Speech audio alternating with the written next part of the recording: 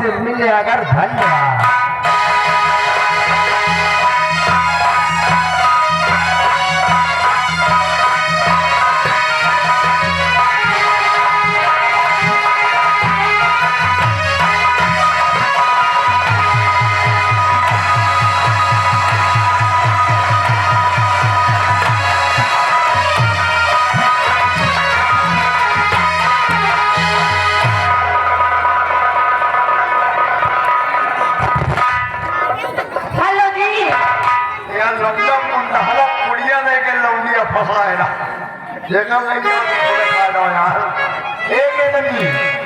देखिए आई हुई जनता आपका इंतजार कर रही है।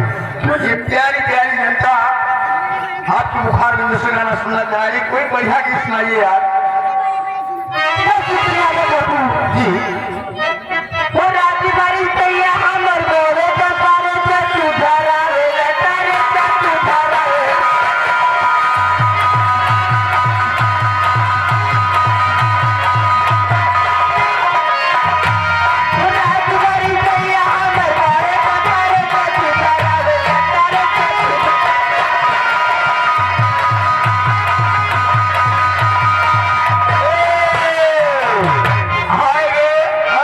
चौधरी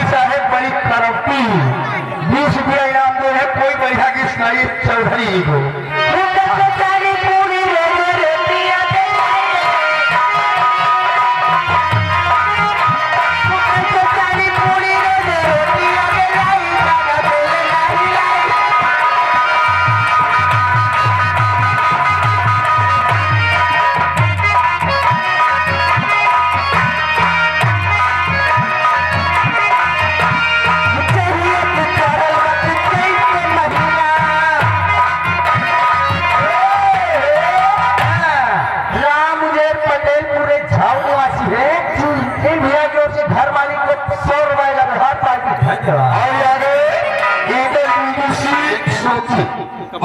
को भी हमारे आगे जिनकी तरफ देखिए 21 रुपया इनाम आ रहा है।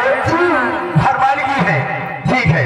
देखिए इनकी तरफ से भैया हाथ जोड़ के अपने निवेदन है कि जो लोग खड़े हैं आप लोग बैठ जाए, बड़ी महान कृपा होगी। बैठ के नौटंकी का आनंद उठाए।